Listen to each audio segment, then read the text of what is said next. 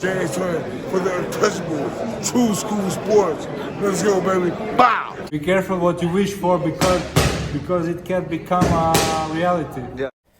The untouchable True School Sports Empire proudly presents something the boxing game's been missing. Hey, what's going on? It's your boy BT, and I came here to talk some boxing with the thousands of True School Sports subscribers. All right, so again, I'm not no hater. I have my opinions. I stand on them. But when it's time to give some credit, I give credit where credit is due. So credit to Turkey Al-Sheikh and Riyadh Caesar for making a great fight. And I say it like this: everyone's talking about like better be at Bivol in the rematch, and they should because it's a great fight. They're talking about Shakur Stevenson and Floyd Schofield because it's a hyped up fight and it could be a really good, exciting fight. There's so many fights that got made on that Riyadh season card that people are excited about. The one for February 22nd, but the one that really like piqued my interest and the one I'm most excited about is the heavyweight fight.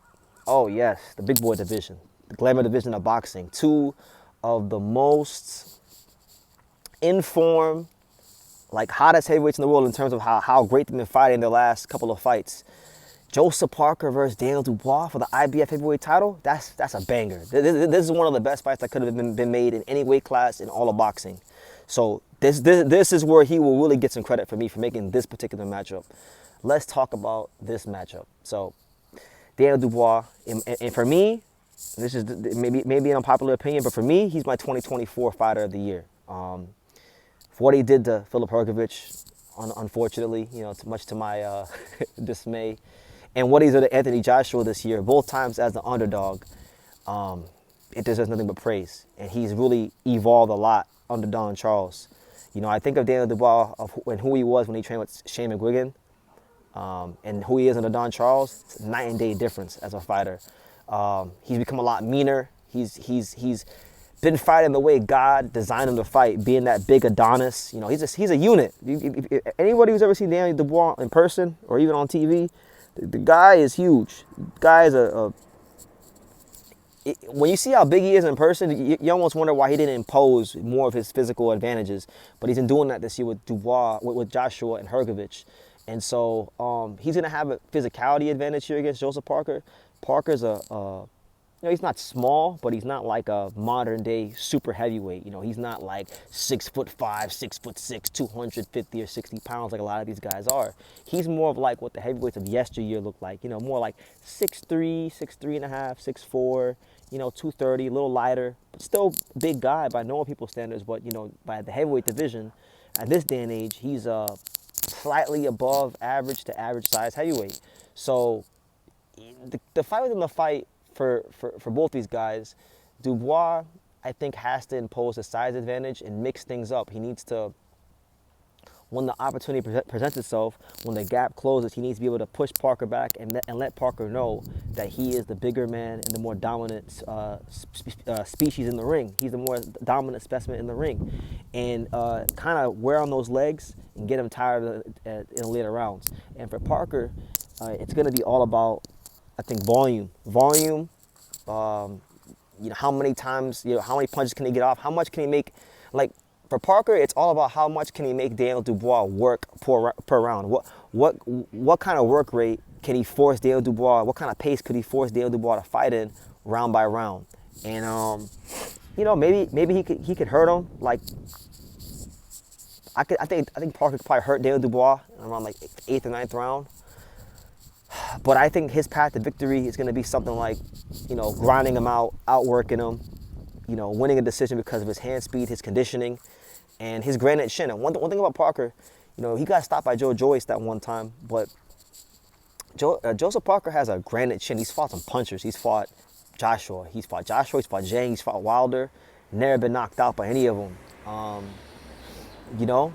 And he's shown a great chin throughout his entire boxing career. So I think if we're looking at durability, I think it's actually Parker who's got a slight edge.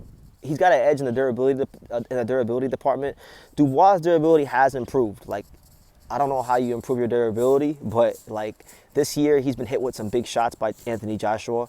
He got hit with a lot of big shots by Filip Hrgović, and he was able to take them and come forward, which is a far cry from how he was earlier in his career when he would fight like Joyce and got his eye socket closed, or like even Usyk in that fight, or even like Kevin Lorena when Kevin Lorena dropped his ass like 3 times. So his durability is improved, and I think the reason why his durability has improved is only because of how he's fighting. I think because he's imposing his size more, and he's pushing these guys back physically, and he's setting up that right hand a lot more too with Don Charles. I feel like because of how he's changed his mentality towards fighting, he's not getting hit with these big shots, or he's not getting dropped as much. He's not in position to get dropped as much. So when you fight Daniel Dubois these days, you're fighting a more violent Daniel Dubois, you're fighting a more mature Daniel Dubois, you're fighting a more confident Daniel Dubois, and you're fighting a more defensively responsible Daniel Dubois. And because of that, these things make him a more durable Daniel Dubois, which all equals to him being a more difficult to beat Daniel Dubois. You see what I'm saying? So Joseph Parker's up against it, and luckily for him, he's been fighting a lot. You know, he's been pretty active, and he's been fighting good competition, and it's his chance to become champion again. You know, the fascinating thing about this fight to me is that, you know, Parker's in his 30s. He's in his 30s now. He's been around for a long time. I've been making videos about Joseph Parker on YouTube for 8 years. You know, I love Joseph Parker.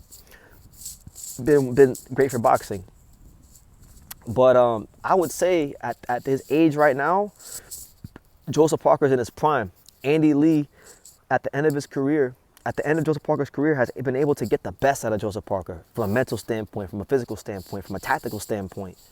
And this happens in heavyweight boxing. Sometimes heavyweights do mature later, and I think that's been the case with Joseph Parker. I think he's in his prime. Daniel Dubois is like, what, gotta be like in his late 20s, 27, 26, 28, somewhere around there. I also think he's in his prime. I do. I think his growth accelerated for 2 reasons. His growth accelerated because, number one, he was in a lot of tough fights early in his career. So those experiences helped him a lot and see different sides of boxing. And the other side of it is, I think Don Charles, I'm gonna keep singing his praise because I think he deserves serious consideration for Trainer of the Year. If I had a vote, he'd probably get my vote. Don Charles has been able to really unlock a lot of things about Daniel Dubois that were not previously there. So, you know, I think because of that, you know, Daniel's mental abilities and his physical abilities are starting to meet at their highest point, which is when a fighter gets to their prime. And I think that both of these guys are actually in their prime, despite the fact that one's in his, like, what, mid-30s, early to mid-30s, the other one's in his late 20s, but I think they're both in their prime. So even though this fight's not getting the fanfare of a lot of other fights on this Riyadh season card, to me, for that reason, and for how they've both been fighting, because they're both legitimate, there's a lot of substance on their resumes for what they've been doing. You know, Parker beating Zhang and Wilder, Dubois beating Hrgovic and Joshua.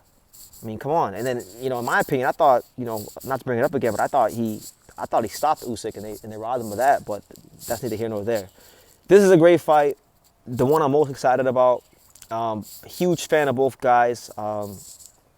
And I think it'll be a great fight. I think, I'm not sure who I favor right now. It's tough. It's really hard to pick against either. I don't have a prediction right now, but I will later on when the fight gets closer. But these are just my preliminary thoughts. So you guys give me your preliminary thoughts, your opening thoughts, and leave your comments down below. Make sure you guys take the time to subscribe. And like I say in every single one of these videos, you can love me or you can hate me, but I'm just a kid from Daniel. So until next time, take care, guys. Thank you for watching another video on the untouchable True School Sports Empire. For more great boxing content just like this, make sure you guys click right over here. Keep watching my boy BT put on the best interviews out here.